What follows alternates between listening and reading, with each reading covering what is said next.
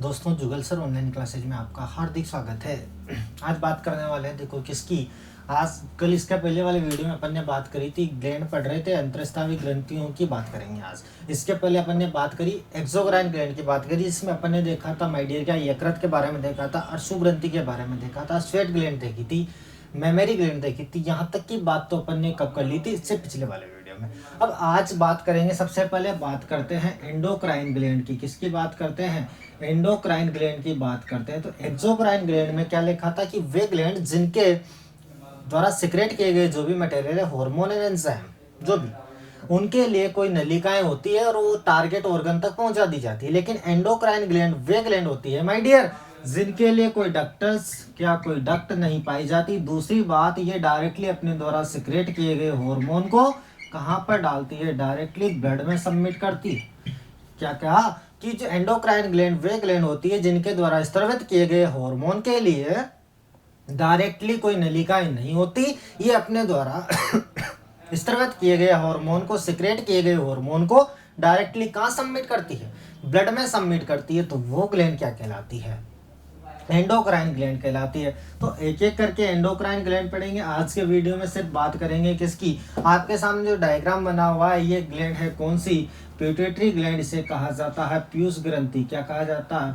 Pituitary gland इसे कहा जाता है पिट्यूटरी ग्लैंड, या हिंदी में इसको कहा जाता है पीयूष ग्रंथि। क्या कहा जाता है माय डियर? हिंदी में इसे कहा जाता है पीयूष ग्रंथि। क्या कहा जाता है? पीयूष ग्रंथि या पिट्यूटरी ग्लैंड की बात आज करेंगे। तो सबसे पहले बात करते हैं किसकी? पीयूष ग्रंथि के बारे में। तो पीयूष ग्रंथि दो भागों से मिलकर बनी। सबसे पहले स्ट्रक्चर समझते हैं।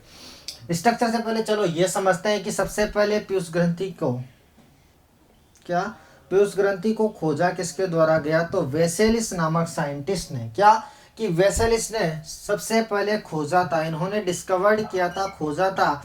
नाम क्या था वैज्ञानिक का? वेसिलस। क्या? वेसिलियस। तो वेसिलियस नामक साइंटिस्ट ने क्या किया माय डियर? वेसिलियस साइंटिस्ट ने क्या किया? सबसे पहले पीयूष ग्रंथि या पिट्यूटरी ग्लैंड को डिस्कवर्ड किया। लेकिन इसने डिस्कवर्ड तो कर लिया, लेकिन इसको पता ही नहीं है कि इसका नाम क्या रखें। किसका नाम क्या रखें? तो इस वेसेलियस ने क्या किया? ये गया गैलन के पास। किसके पास गया? गैलन के पास गया। और गैलन से इसने कहा रहे कि यार मैंने एक ऐसी चीज खोजी यार, उसका नाम बताना चाहोगे क्या आप? कि महाराज उसका नाम क्या रखें?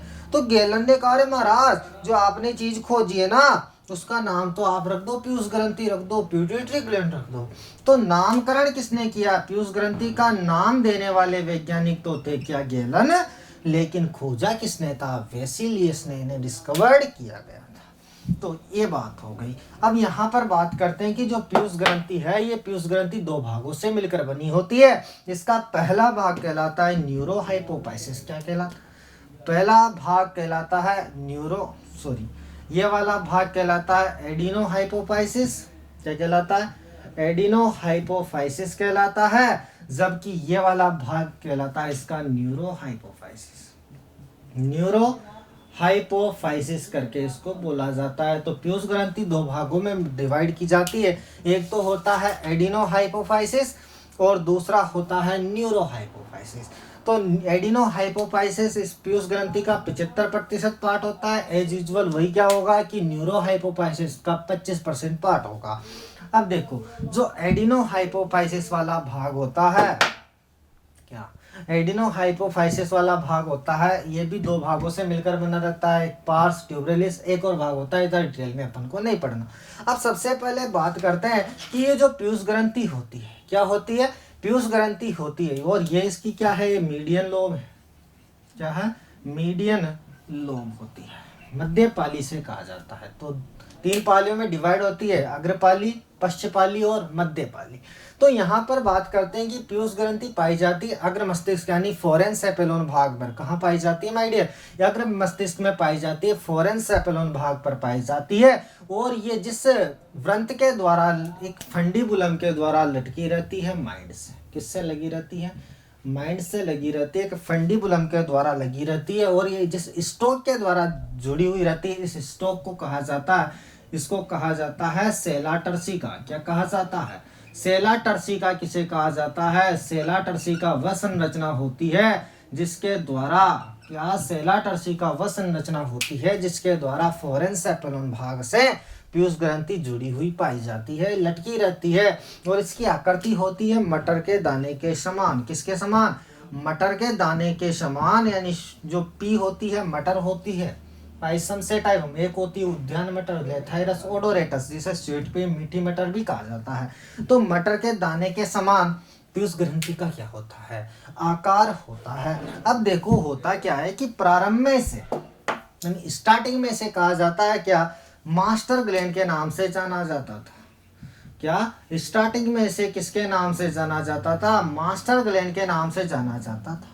अब बात करते हैं मास्टर ग्लैंड क्यों कहते हैं माय डियर? तो इसको मास्टर ग्लैंड इसलिए कहा जाता था माय डियर क्योंकि ये ग्रंथि अन्य सभी ग्लैंड पर, जो अन्य एंडोक्राइन ग्लैंड्स है पीयूष ग्रंथि को छोड़कर, तो उन ग्लैंड पर ये क्या करती थी? अपना कंट्रोल रखती थी।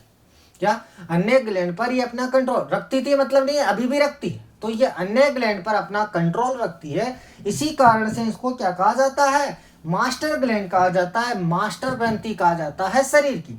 लेकिन जब कुछ शोध हुई उसमें पता चला कि जो पीयूष ग्रंथि है इसके ऊपर भी किसी न किसी ग्रंथि का नियंत्रण होता है और इसके ऊपर नियंत्रण करता है हाइपोथैलेमस। क्या करता है?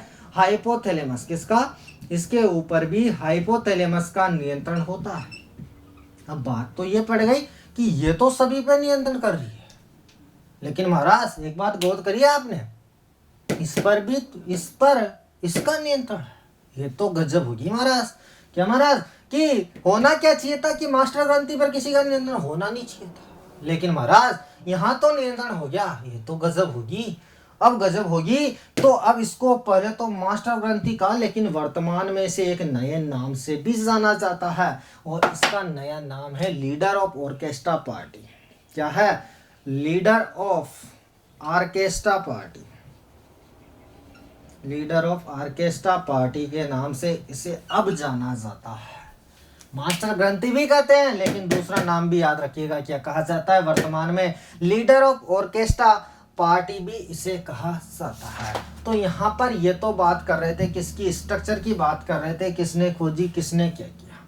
तो ये चल रहा था क्या कि पीयूष ग्रंथि के। अब इसके हार्मोन की बात कर लेते हैं। देखो स्ट्रक्चर तो आपको पूछी नहीं जानी, सिर्फ बनाइए। और यहाँ पर देखिएगा कि ये जो पीयूष ग्रंथि है ये वास्तव में इसका ओरिजिन ग्रंथि के रूप में नहीं है, ऐसा नहीं है, ये ग्रंथि नहीं है। वास्तव में ये ग्रंथि क्या होती है कि ये न्यूरोसेक्रेटरी सेल होती है। क्या होती? Neurosecretory cells. न्यूरोसेक्रेटरी सेल, इसका मतलब क्या हुआ? न्यूरोसेक्रेटरी सेल का मतलब क्या हुआ महाराज? तो देखिएगा यहाँ पे गौर करते हैं टावरिया। क्या न्यूरोसेक्रेटरी सेल्स की बात करते हैं कि हमारे माइंड में न जाने कितनी नर्व्स है, न्यूरॉन्स है, नर्व्स है, न्यूरॉन्स है। कहाँ है टावरिया? माइंड में ना टावरिया। अब सब नर्व्स है, लेकिन इसमें होता क्या है? इसको मिटा दो भाई। तो यहाँ पर देखिएगा, स्ट्रक्चर रहने देता हूँ, इसको मिटा। तो यहाँ पर देखिएगा इसे कहा जाता है न्यूरोसेक्रेटरी सेल। Neurosecretory cell. अब न्यूरोसेक्रेटरी सेल क्यों कहा? क्योंकि पहली बात तो इसका निर्माण किससे हो रहा है? नर्व से हो रहा है, यानी न्यूरॉन से हो रहा है। और ये न्यूरॉन्स क्या होती है कि कुछ न्यूरॉन्स माइंड की कैसी हो जाती है? सिक्रेटरी नेचर की हो जाती है। सिक्रेटरी नेचर की, किसकी? सिक्रेटरी नेचर की, यानी स्त्रवी प्रकृति की हो जाती है। स्त्रवी प्रकृति की हो जाती है। कौन? कुछ नर्व्स माइंड की, जो कुछ नसें हैं वो नर्व्स, जो न्यूरॉन्स है वो न्यूरॉन्स क्या हो जाते हैं? सिक्रेटरी नेचर के हो जाते हैं। अब न्यूरॉन जब सिक्रेटरी नेचर के होंगे तो उनके द्वारा कोई ना कोई हार्मोन्स का सिक्रेशन किया जाएगा। तो वास्तविक रूप से ये ग्लैंड नहीं है, लेकिन ये क्या है? कुछ नर्व्स क्या हो गए? सिक्रेटरी हो गए, उनका ग्रुप बन गया, गुच्छा बन गया, वही क्या है? पीयूष ग्रंथि में रूपांतरित हो गई। सबसे पहले वेसेलियस ने खोजा, गेलन ने इसको नाम दिया। जिस ग्रंथ के द्वारा ये माइंड में लटकी रहती है उसको कहा जाता है सेला टर्सिका इन्फंडिबुलम, है ना। और इसका निर्माण 3 लोब से मिलकर होता है। मेनली तो 2 पार्ट्स में होती है। एक तो होता है पहला पार्ट एडिनोहाइपोफाइसिस जो 75% होता है, दूसरा पार्ट होता है न्यूरोहाइपोफाइसिस जो 25% होता है। क्या होता है? 25% होता है। फिर एडिनोहाइपोफाइसिस जो होता है ये 2 पालियों में डिवाइड होता है, अग्रपाली, मध्यपाली। फिर जो न्यूरोहाइपोफाइसिस है ये फिर से डिवाइड होता है पश्चपाली में। अब ये तो अपन ने सिर्फ इसके स्ट्रक्चर की बात करी, तो इसको मिटा दो। अब आप समझ गए ना कि ये इसे लीडर ऑफ ऑर्केस्ट्रा पार्टी कहा जाता है। ये वास्तविक रूप से एक न्यूरो सेक्रेटरी सेल है जो ग्रंथि में रूपांतरित हो गई। इसे मास्टर ग्लैंड भी कहा जाता है, लेकिन वर्तमान में इसे किसके नाम से जाना जाता है? लीडर ऑफ ऑर्केस्ट्रा पार्टी के नाम से भी जाना जाता है। देखो एक एक करके डिटेल से पढ़ेंगे, पूरी ग्लैंड आपको याद हो जाएगी, कोई टेंशन नहीं। अब मैं एक वीडियो में सारी ग्लैंड पढ़ा देता, अंतरस्रावी ग्रंथि पढ़ा देता, क्या समझ में आता? ऊपर ऊपर से बता दूंगा तो क्या समझ में? डिटेल में पढ़ो भाई। तो अब इसके द्वारा सिक्रेट किए गए हॉर्मोन्स की बात करते हैं। किसकी बात करते हैं? सिक्रेट किए गए हार्मोन की बात करते हैं। तो सबसे पहला हार्मोन क्या? सबसे पहला हार्मोन आता है सोमेटोट्रोफिक हार्मोन। क्या आता है? सोमेटोट्रोफिक हार्मोन की बात करते हैं। तो सोमेटोट्रोफिक हार्मोन हिंदी में भी यही कहते हैं, देख लीजिएगा। सोमेटोट्रोफिक हार्मोन हिंदी में भी यही कहा जाता है। इसका दूसरा नाम है ग्रोथ हार्मोन। ग्रोथ हार्मोन क्या है? ग्रोथ हार्मोन हिंदी में कहते हैं इसको वृद्धि हार्मोन। तो सोमेटोट्रोपिक यानी पीयूष ग्रंथि के द्वारा एक हार्मोन सेक्रेट किया जाता है जिसका नाम है सोमेटोट्रोपिक हार्मोन, या इसको दूसरा नाम है वृद्धि हार्मोन। ये वृद्धि कराता है। ये कार्य क्या करता है? उपापचय क्रियाओं में सहायक होता है। उपापचय क्रियाओं में सहायक होता है। उपापचयी क्रियाओं में सहायक होता है, शरीर की वृद्धि में सहायक होता है। इसी कारण इसको क्या कहा? वृद्धि हार्मोन का। दूसरा बात करते हैं कि रिप्रोडक्टिव ऑर्गन की जनन अंगों की वृद्धि कराने के लिए, जनन अंगों की वृद्धि के लिए आवश्यक होता है, यानी ग्रोथ ऑफ रिप्रोडक्टिव ऑर्गन। क्या कि ये रिप्रोडक्टिव ऑर्गन्स की यानी जनन अंगों की वृद्धि कराने के लिए उत्तरदायी होता है। तो ये हार्मोन कौन सा है? सोमेटोट्रोफिक हार्मोन है, वृद्धि हार्मोन। क्या? वृद्धि हार्मोन। और ब्लड की बॉडी की लंबाई का भी क्या करता है? नियंत्रण करता है। देखो दूसरी, इसके बाद बात करते हैं लेक्टोट्रोफिक हार्मोन। कौन सा? लेक्टोट्रोफिक। तो ये चल रहा था क्या? सोमेटोट्रोफिक हार्मोन। दूसरी बात करते हैं माय डियर, लेक्टोट्रोफिक हार्मोन। देखिएगा दूसरा हार्मोन क्या है? लेक्टोट्रोफिक हार्मोन। हिंदी में भी इसको लेक्टोट्रोफिक हार्मोन ही कहते हैं। क्या कहते हैं? लेक्टोट्रोफिक। लेक्टो माने एल और एच, एलएच भी कहा जाता है, एलएच हार्मोन, लेक्टोट्रोफिक हार्मोन। ये हार्मोन क्या करता है? कल एक ग्लैंड पढ़ी थी अपन ने, मेमरी ग्लैंड, दुग्ध ग्रंथियां या इन्हें स्तन ग्रंथियां कहा जाता है। क्या कहा जाता है महाराज?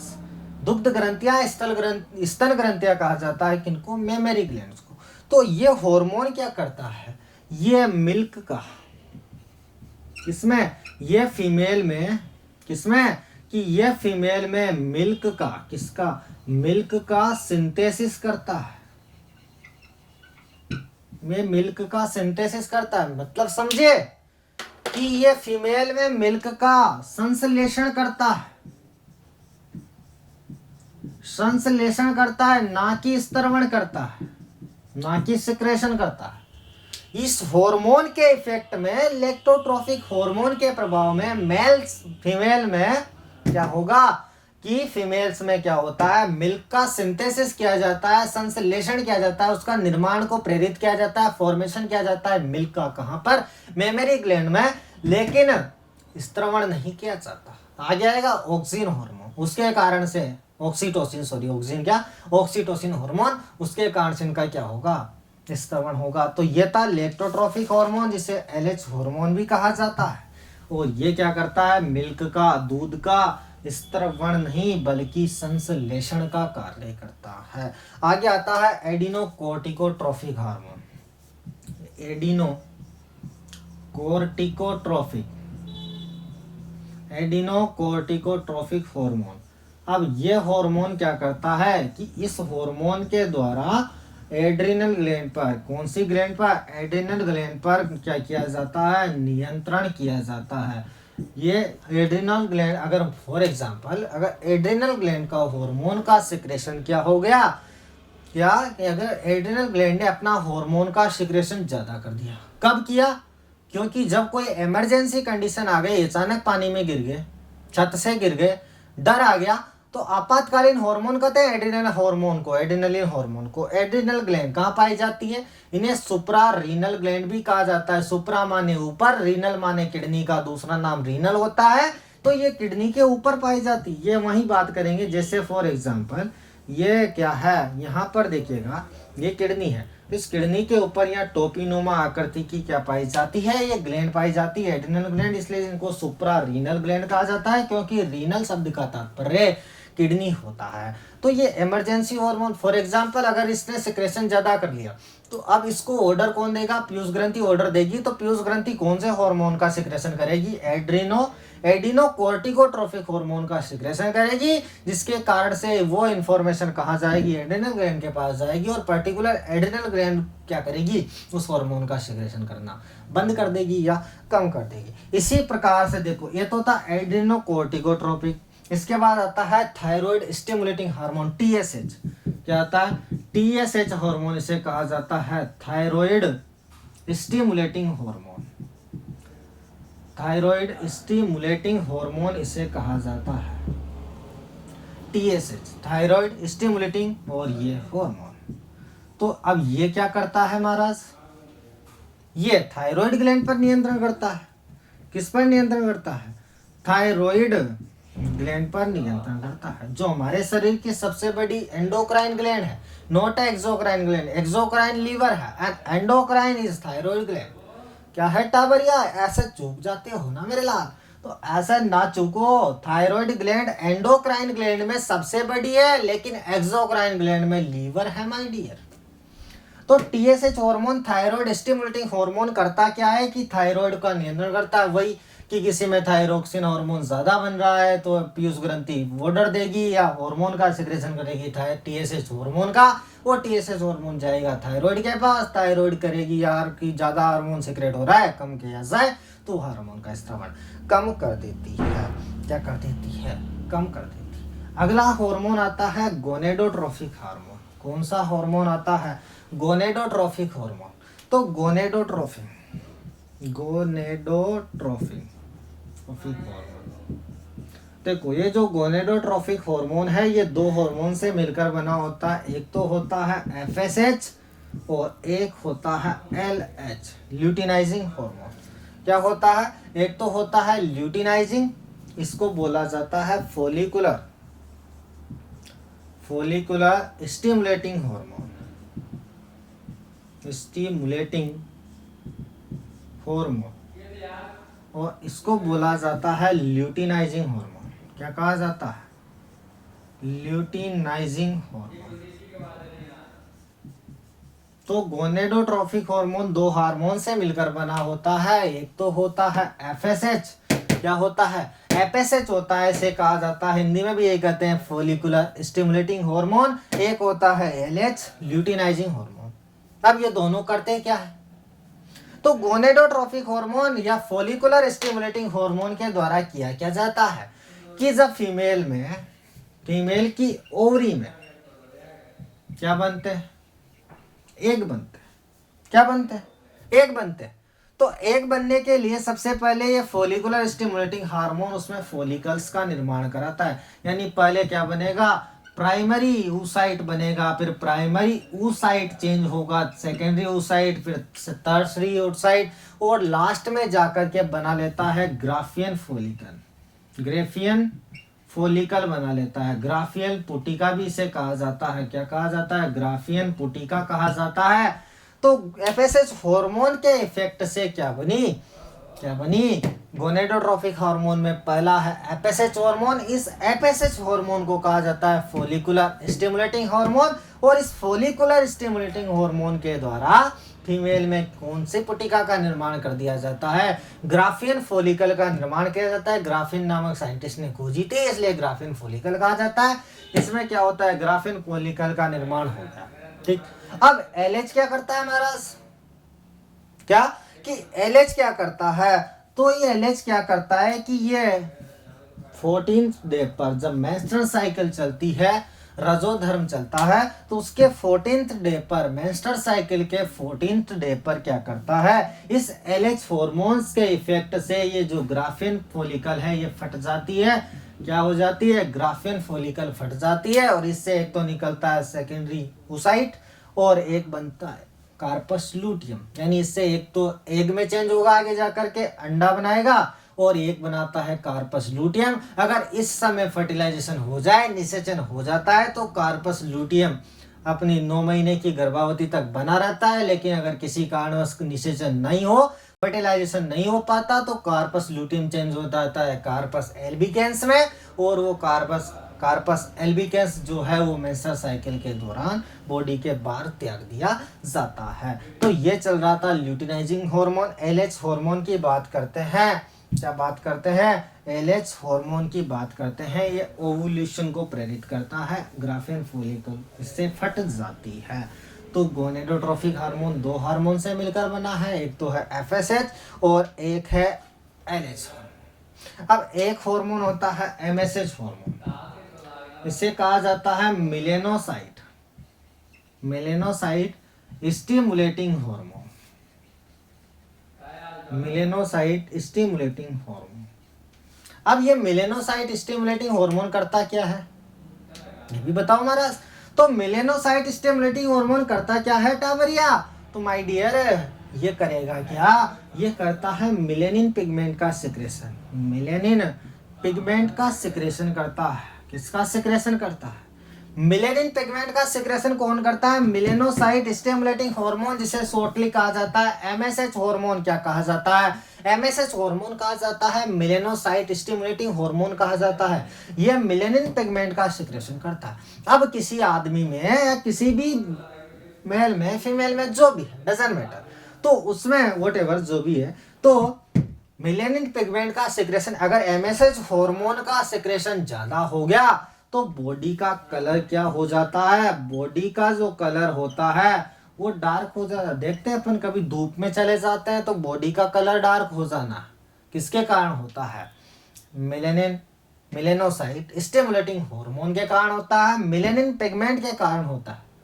जो कॉस्मेटिक मटेरियल्स आते हैं ना, फेयर एंड लवली जाने क्या जो भी, मुझे नहीं पता नाम, जो भी, तो उनमें क्या होता है कि उनमें कुछ इस प्रकार के मटेरियल डाले जाते हैं, इस प्रकार के सबस्टेंस उनमें मिलाए जाते हैं जो कुछ समय के लिए मिलेनिन का सिक्रेशन, किसका, इस मिलेनिन का सिक्रेशन कम कर देते हैं, इसका स्तरवण कम कर देते हैं। देखो अगर मिलेनिन ज्यादा तो बॉडी का कलर डार्क, बॉडी काली होएगी, ब्लैक होएगी।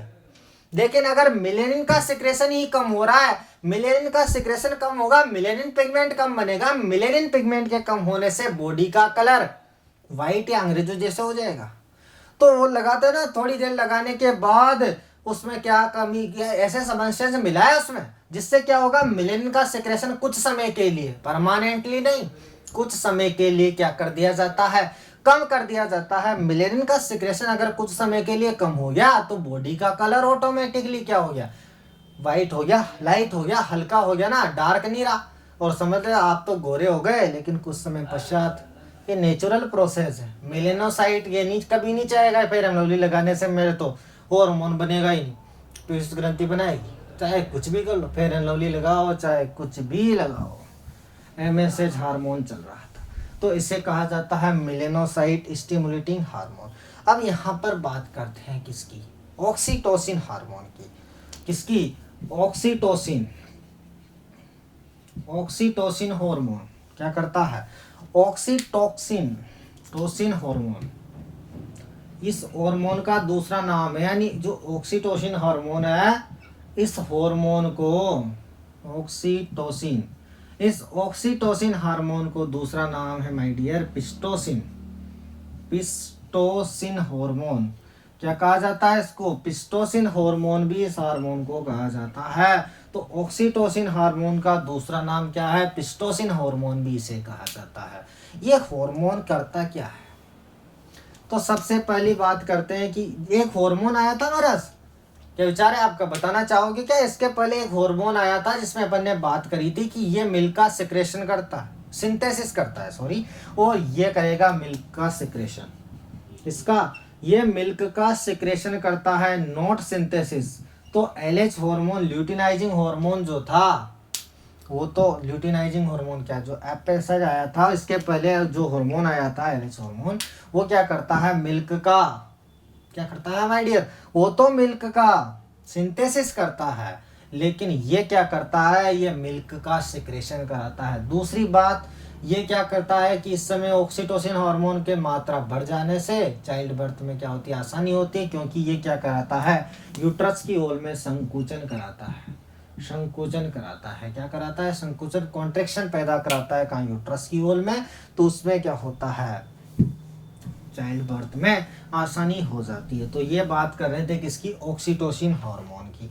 अब इसका लास्ट हार्मोन बच रहा है एडीएच हार्मोन, जिसको कहा जाता है anti diuretic hormone, ADH hormone क्या कहा जाता है, एडीएच हार्मोन कहा जाता है, एंटी डाययूरेटिक हार्मोन कहा जाता है।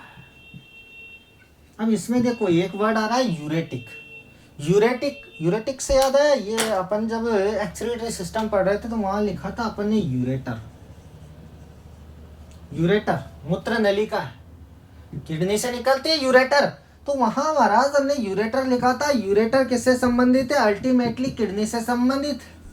किससे संबंधित है महाराज, किडनी से संबंधित है। और किडनी में आपको पता है PCT, DCT, loops of Henle का लूप वगैरह पाया जाता है।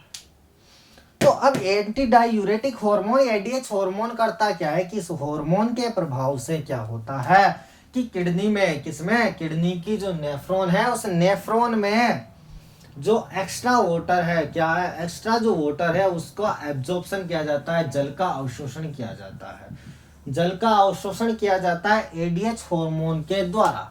एडीएच मतलब करती तो संरचना नेफ्रॉन ही है, इस हार्मोन के इफेक्ट में जल का रीएब्जॉर्प्शन, एब्जॉर्प्शन नहीं, रीएब्जॉर्प्शन, एक बार एब्जॉर्प्शन करने के बाद दोबारा जो बचा हुआ जल है उसका भी क्या कर लिया जाता है, एब्जॉर्प्शन कर लिया जाता है। अब अगर एडीएच हार्मोन की कमी हो जाए, क्या हो जाए, एडीएच हार्मोन की कमी हो जाए, अब एडीएच हार्मोन की कमी हो गई तो जल का अवशोषण नहीं होगा, जल का जब अवशोषण नहीं होगा तो जल की अधिकांश मात्रा यूरिन के साथ, मूत्र के साथ बॉडी के बाहर एक्सक्रेट आउट कर दी जाएगी, शरीर के बाहर त्याग दी जाएगी। तो इस अवस्था में जो डिजीज होती है उसको कहा जाता है diabetes, diabetes insipidus, diabetes insipidus कहा जाता है। और ये किसके कारण होती है, कौन से हार्मोन के कारण होती है, एडीएच हार्मोन के कारण होती है। पीयूष ग्रंथि का हार्मोन है, इस हार्मोन के द्वारा किया जाता है कि जल का रीएब्जॉर्प्शन किया जाता है। अब जब जल रीएब्जॉर्ब होगा ही नहीं, जल अधिक मात्रा में अवशोषित होगा ही नहीं, तो बॉडी के बाहर भेज दिया जाएगा। जब जल बॉडी के बाहर चला जाएगा तो अधिकांश मात्रा जल की कहाँ गई, बॉडी के बाहर हो गई। तो वो डिजीज जो होती है उसको कहा जाता है, जो बीमारी होती है उस बीमारी को कहा जाता है डायबिटीज इंसिपिडस कहा जाता है। तो उम्मीद करता हूँ वीडियो अच्छा लगा होगा, तो प्लीज लाइक, सब्सक्राइब, शेयर करिएगा। जय हिंद, जय भारत, वंदे मातरम।